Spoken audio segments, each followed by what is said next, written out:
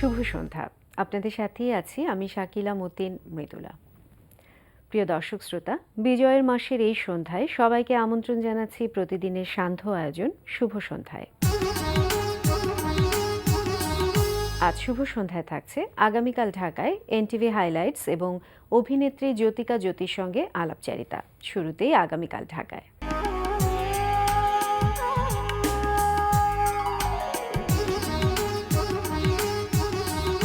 আগামীকাল ঢাকায় প্রথমেই জানিয়ে দিচ্ছি নাট্যোৎসবের সময়সূচি। মুক্তিযুদ্ধের চেতনায় সংস্কৃতির বিকাশে ঢাকা সাভারের এনাম মেডিকেল কলেজ মিলনায়তনে অনুষ্ঠিত হচ্ছে সাংসদ নাট্যোৎসব 2015। উৎসবে প্রতিদিন সন্ধ্যা 6:30টায় নাটক মঞ্চায়িত হবে। সাংসদ নাট্যোৎসব চলবে 23 ডিসেম্বর পর্যন্ত। সবার জন্য চলচ্চিত্র, সবার জন্য শিল্প সংস্কৃতি, এই স্লোগান নিয়ে 64 জেলায় 15 দিনে 22টি চলচ্চিত্র প্রদর্শনের প্রস্তুতি হিসেবে দেশের সব জেলায় অনুষ্ঠিত হচ্ছে বাংলাদেশ চলচ্চিত্র উৎসব। দেশের সব জেলা শিল্পকলা একাডেমি মিলনায়তনে উৎসব চলবে 26 ডিসেম্বর পর্যন্ত। এবার চলতে থাকা প্রদর্শনীর সময়সূচি। গুলশান বেঙ্গল আর্ট লাউঞ্জে প্রদর্শিত হচ্ছে চিত্রশিল্পী তৈয়বা বেগম লিপির চিত্রকলা প্রদর্শনী নো ওয়ান হোম। প্রতিদিন দুপুর 12টা থেকে রাত 8টা। এই সময় প্রদর্শনী চলবে 9 জানুয়ারি পর্যন্ত। উত্তর বাড্ডার অ্যাথেনা গ্যালারিতে অনুষ্ঠিত হচ্ছে শিল্পী কালিদাস কর্মকারের চিত্রকলা প্রদর্শনী পাললিক অনুভব। প্রতিদিন সকাল 10টা থেকে রাত 8টা। এই সময় প্রদর্শনী চলবে 22 ডিসেম্বর পর্যন্ত। ডেইলি স্টার বেঙ্গল আর্ট প্রেসিংকটে অনুষ্ঠিত হচ্ছে শিল্পী দিলারা বেগম জলির শিল্পকর্ম প্রদর্শনী অমরার আখ্যান। প্রদর্শনী চলবে 9 জানুয়ারি পর্যন্ত। দেখছিলেন আগামীকাল ঢাকায় ও চলতে থাকা প্রদর্শনীর সময়সূচি। এবার এনটিভি হাইলাইটস।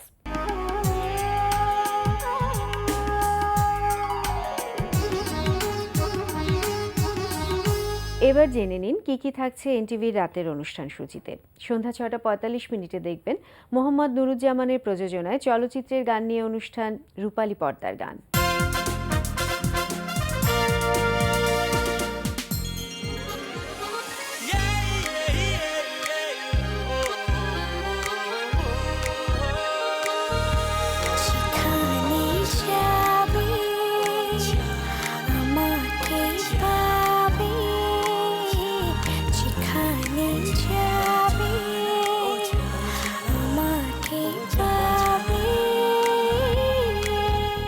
রাত 8:20 থাকছে লাকি ইনাম ও হৃদি হকের রচনায় এবং হৃদি হক ও কামরুজ্জামান রনির পরিচালনায় ধারাবাহিক নাটক শেষ বিকেলের গান।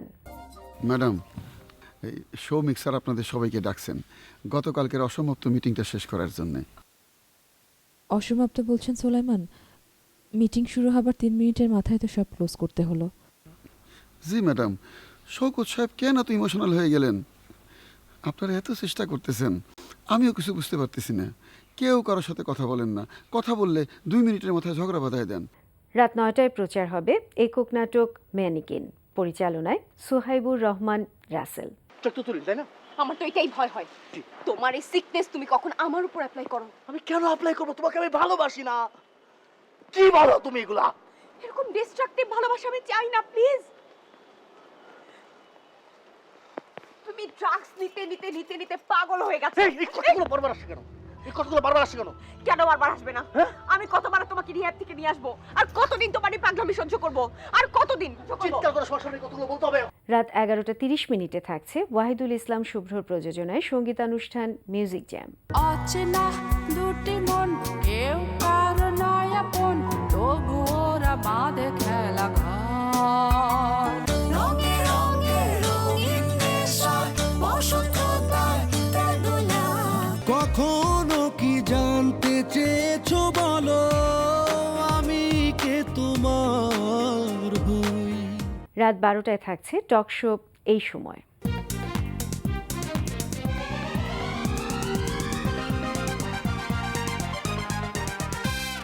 এই ছিল এনটিভি হাইলাইটস। এবার আলাপচারিতা।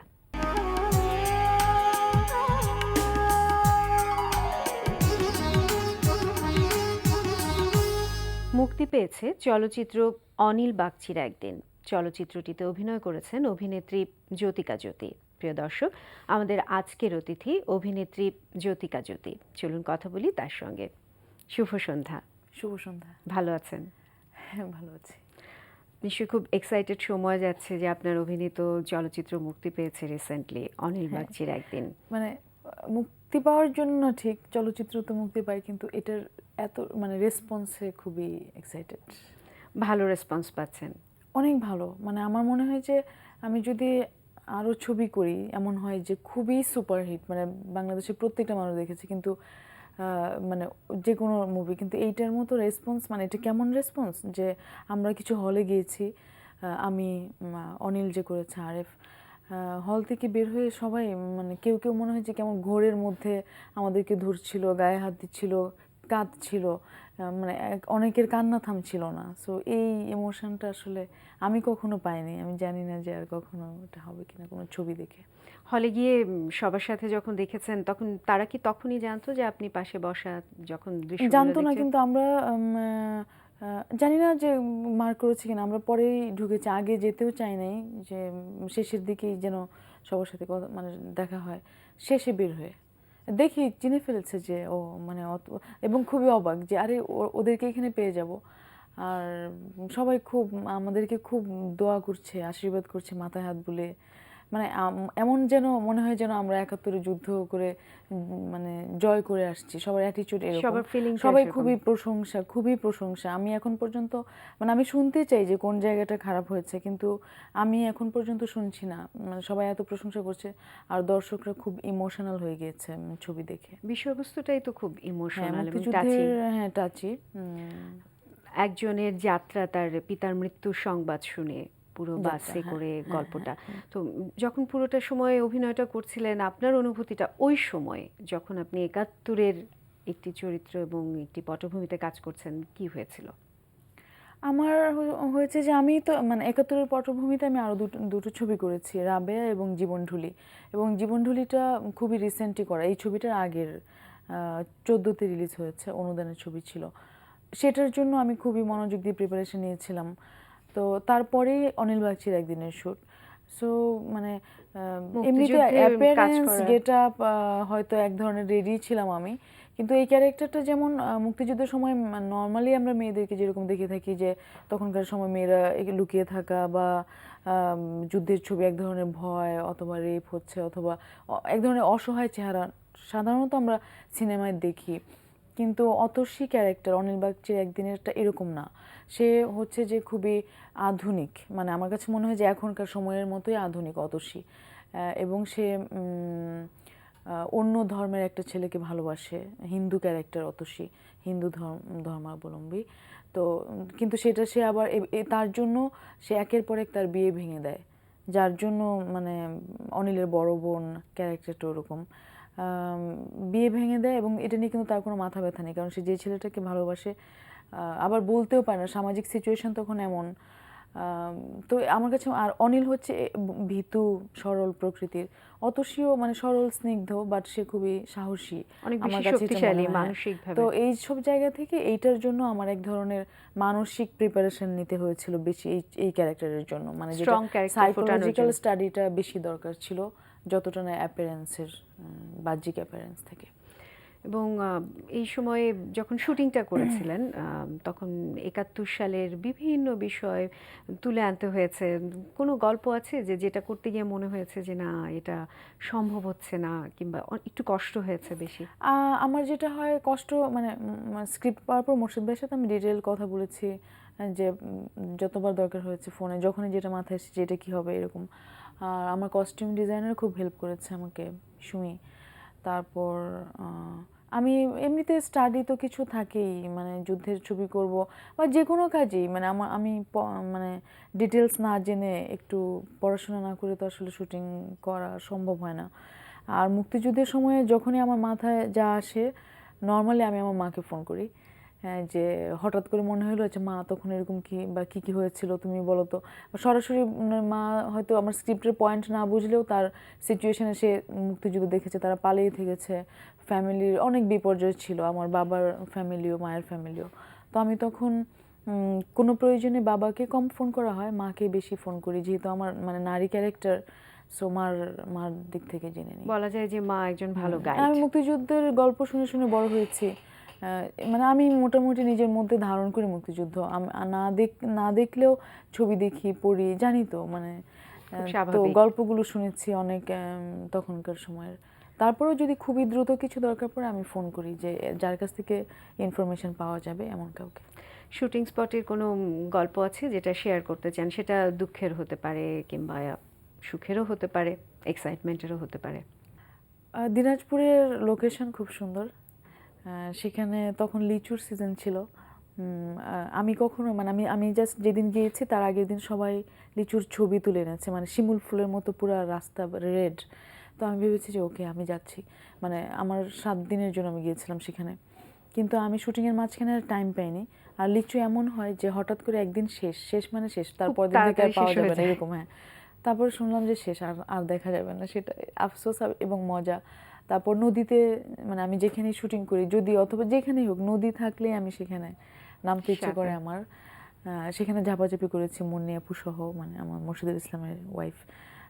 খুবই মজা করেছি এটা। সুমি আমাদের কস্টিউম ডিজাইনার। আর প্যাথেটিক নিউজ হচ্ছে যে সুমি আমাদের মধ্যে নেই, সো এটা খুবই স্যাড। ও দেখলে অনেক খুশি হতো। এই আর কিছু ঘটনা থাকে আমাদের যে জার্নি, যে বাসটা দেখায় সেটা মানে ছোটখাটো অ্যাক্সিডেন্ট খুব করেছিল। ছোটখাটো অ্যাক্সিডেন্ট, ডিরেক্টরের জন্য অনেক কষ্টকর, কিন্তু সেটা খুবই ফানি। মানে কেমন দাঁড়ানো পুকুরের মানে শুটিং শেষ রাস্তায় দাঁড়ানো, অন্য বাস ওটাকে ধাক্কা দিয়ে ফেলে দিয়ে চলে গেছে এবং ওঠার অনেক কষ্ট করে টাইম নিয়ে আবার রেডি করা হয়েছে। সেকেন্ড টাইম একই কাহিনী, দাঁড়ানো আবারও কিছুদিন পর, এবং সেই বাস আবারও ধাক্কা দিয়ে পুকুরে। মানে শুনে ফানি মনে হয়, বাট এটা অনেক এক্সপেন্সিভ এবং অবশ্যই পরিবর্তন শুটিং করে এর আবার যার জন্য নতুন করে। বারবার আমাদের শুটিং পিছিয়েছে আবার, এইসব আর কি শুটিংয়ে যা হয়। চলচ্চিত্র দিয়েই তো আপনার যাত্রা শুরু মিডিয়াতে। হ্যাঁ, তো সেই গল্পটা যদি একটু বলেন, প্রথম চলচ্চিত্র আয়না। মানে আমার প্রথম কাজ আয়না। মানে নাটক দিয়ে শুরু হয়নি আমার, বা বিজ্ঞাপন, মানে ফার্স্ট ক্যামেরার সামনে দাঁড়ানো হচ্ছে আমার আয়না। সেটা কবরী আপুর পরিচালনায়। আমি তখন ময়মনসিংহ থাকতাম, পড়াশোনা করতাম। শিল্পকলায় থিয়েটার, আবৃত্তি এসব নিয়ে পড়তাম। কিন্তু আমার আগ্রহ ছিল যে কোনোভাবে অন্য কোথাও যদি কাজ করা যায়। তো থিয়েটার রিলেটেড মানুষদের সাথে পরিচয় ছিল, বিভিন্ন প্রোগ্রাম আমি উপস্থাপনা করতাম, কালচারাল প্রোগ্রাম করতাম আর কি। তো সেখানে একজন একটা শুটিং নাটকের করছিল, ঢাকা থেকে শিল্পীরা গিয়েছিল, দেখা হয়েছে। তখন একজন বললেন যে কবরী আপু সিনেমা বানাচ্ছে, সব নতুনদের নেবে, তুমি তো দেখতে অনেক ফটোজেনিক, ছবি পাঠিয়ে দেখতে পারো। আমি ছবি পাঠিয়েছিলাম ঠিকানা নিয়ে।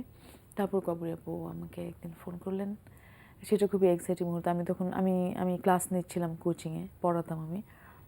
ক্লাসের মাঝখানে ফোনটা আসছিল, আমার মনে পড়ে এখনও। তো তখন আসলে আমি নিজেকে যে প্রিপেয়ার করে একজন ডিরেক্টরের সামনে যাব, আমি তখন এগুলো কিছুই বুঝি না, কারণ আমি একেবারেই মিডিয়ার মধ্যে নাই তখন। এবং নর্মালি কিন্তু না থাকলেও সংস্কৃতি জগতে ওই ছিলেন। টাইমে, হ্যাঁ, কিন্তু ওই টাইমে নর্মালি মেয়েরা যেরকম নিজেকে এক ধরনের রেডি করা, সুন্দর সাজু, আমি কখনোই এরকম ছিলাম না, যার জন্য আমি কোনোভাবে চলে আসছি। তারপরে উনি আমাকে পছন্দ করেছেন। এটা আমার জন্য একটা বড়, মানে অনেকের জন্যই কিন্তু স্বপ্নের হ্যাঁ, জায়গা যে উনি থাকে। একটা, মানে আমার আর নিজেকে খুবই সেফ মনে হতো যে একটা নতুন জায়গায় ঢাকা, যেখানে আমি কখনো কাউকে কিচ্ছু চিনি না, ওনার সাথে কাজ শুরু করা আমার জন্য মনে হয় যে এক ধরনের টেনশন কম, রিল্যাক্স, যে ওকে ভালো একটা জায়গা দিয়ে আমি শুরু করতে পারছি। এই অনেকের জন্য কিন্তু স্বপ্নের জায়গা থাকে চলচ্চিত্র, আর আপনার শুরুটাই চলচ্চিত্র দিয়ে। হ্যাঁ, এক্ষেত্রে তখন আসলে আমার মনে হচ্ছে যে আমার কোনোভাবে আমি কাজ করতে চাই, আমার ঢাকায় যাওয়া প্রয়োজন, সেটা নাটক না চলচ্চিত্র হবে এটা আমি ভাবিনি। কিন্তু আমি লাকি যে চলচ্চিত্র দিয়েই শুরুটা, মানে অনেক বড় ক্যানভাস, এফডিসিতে রেগুলার শুটিং হতো। তার ওই শুটিংটা চলাকালীন সময় আমি লাক্স ফটোজেনিক হয়েছি। তারপর থেকে রেগুলার নাটক, তারপর নন্দিত নরকে করেছি মাঝখানে বেলাল আহমেদের। উনি আয়নার ছবিতে কিছুদিন কাজ করেছিলেন, ওইখানে উনি আমাকে দেখেছেন। তারপরে নাটক, দেন রাবেয়া, জীবনঢুলি, অনিল বাগচি। একটু ভিন্ন ধরনের চলচ্চিত্র করা হয় আপনার বেশি এখন পর্যন্ত। এটা হয়ে যাচ্ছে, কিন্তু এমন না যে আমি এই ধরনেরই করতে চাই বা এটা নিয়েই আমি থাকবো। আমার মেইন স্ট্রিম সিনেমার প্রচুর অফার, কিন্তু আমি মানে ঠিক গল্পের সাথে আমি নিজেকে, বা আমি কি করবো অ্যাপিয়ারেন্সের সাথে আমার ম্যাচ হচ্ছে না কথা বলে। যদি সব মানে এখন অনেক চেঞ্জ হয়েছে, এখন আমাদের ছবি আশাবাদী হচ্ছে আমরা যে হয়তো ভালো ছবি হবে, দর্শক পছন্দ করবে, সব মানে সব ক্লাসের দর্শক করব হয়ে গেলে। সবকিছু যদি পছন্দ হয় সেক্ষেত্রে এই মুহূর্তে নাটক তো নিশ্চয়ই করছেন। কিছু ধারাবাহিক আছে, আর মানে মূলত আমি বেশি ব্যস্ততা, অনেক বড় একটা প্রজেক্ট আছে, সেটা হচ্ছে বিবিসি মিডিয়া অ্যাকশনের উজান গাঙ্গে নায়া নামে একটা ধারাবাহিক নাটক। ওইটাতে আমাকে প্রচুর টাইম দিতে হচ্ছে, কারণ ওইখানে আমার খুবই ইম্পর্ট্যান্ট একটা ক্যারেক্টার এবং মানে সবচেয়ে পজিটিভ ক্যারেক্টার, যার মাধ্যমে এটা হচ্ছে ওমেন হেলথের উপর ফিকশন, যেই ক্যারেক্টারটার মাধ্যমে সমাজে বিভিন্ন মেসেজগুলো দেওয়া হয়। সো প্রচুর টাইম এটা নিয়ে। এছাড়া একক নাটক করা হয়, মানে 16 ডিসেম্বরে নাটক গিয়েছে, বিশেষ দিবসের নাটকগুলো। একক নাটক করতে আমার পছন্দ। আর যদি সিনেমায় রেগুলার হওয়া যেত তাহলে নাটক করা এখন খুবই কষ্টের, মানে বাজেট থেকে শুরু করে সব কিছু এত কষ্ট, প্রেশারটা খুব আমাদের উপর দিয়ে যায়। তাহলে সিনেমায় রেগুলার হওয়ার ইচ্ছা আমার। লাক্স ফটোজেনিক হবার পর নিশ্চয়ই মডেলিংয়ে কাজ করা হচ্ছে। মডেলিং, হ্যাঁ আমি করেছিলাম। আমার প্রথম বিজ্ঞাপন ছিল রাঁধুনি গুঁড়া মশলার, আমি আর লিটু আনাম আমরা দুজন করেছিলাম। তারপর ছিল আমি হুইল পাউডারেরও একটা বিজ্ঞাপন করেছিলাম, ওইটা প্রথম ছিল। তারপর হচ্ছে আকিদ সিমেন্ট, এই মানে এছাড়া আর কোনো বিজ্ঞাপন করা হয়নি আমার। আর এখন কি করা হচ্ছে কিংবা সামনে করার ইচ্ছে আছে? মানে সময় বিজ্ঞাপন হলে ভালো, মানে সময় তা না, এটাও তো কাজ, এটা ভালো মাধ্যম, অনেক ভালো মাধ্যম, কিন্তু সামহাও ওই সেক্টরে আমার কাজ কম করা হয় বলে এখন অনেকে ভাবে যে বোধহয় আমি বিজ্ঞাপন করব না। আর আমার এক ধরনের আলসেমি আছে, আমি সিনেমা বা অ্যাক্টিং না এটা নিয়েই ভাবছি বলে যোগাযোগও হয় না, কিন্তু তারপরও কিছু কাজ আসে। আবার আমি বিজ্ঞাপন এত বেশি প্রচার যে ভালো মানে না হলে মানে মোটেও করব না, তার জন্য অপেক্ষা আছে। যদি হয় অবশ্যই করব বিজ্ঞাপন। আমরা একেবারেই শেষ পর্যায়ে চলে এসেছি। আপনার সব রকম কাজের শুভকামনা এবং সাফল্য কামনা করছি। থ্যাংক ইউ ধন্যবাদ। আপনাকে, থ্যাংক ইউ এনটিভি শুভ সন্ধ্যায় আমাকে ইনভাইট করার জন্য। আশা করছি যে দর্শকরা এবং সবাই অনির্বাচিত একদিন দেখবে। প্রিয় দর্শক, কথায় কথায় আমরাও চলে এসেছি অনুষ্ঠানের শেষ প্রান্তে। আমাদের সঙ্গে যোগাযোগের ঠিকানা প্রযোজক শুভ সন্ধ্যায়, এনটিভি বিএসসিসি ভবন, 7 তলা 102 কাজী নজরুল ইসলাম এভিনিউ, কারওয়ান বাজার, ঢাকা 1215। আমাদের ইমেল অ্যাড্রেস shubhosandha@ntvbd.com। প্রিয় দর্শক, এনটিভিতে সম্প্রচারিত সংবাদ ও অন্যান্য সকল অনুষ্ঠান দেখতে লগ ইন করুন www.ntvbd.com এ। সবার সুস্থ ও সুন্দর জীবনের প্রত্যাশায় আজকের মতো এখানেই শেষ করছি। শুভরাত্রি।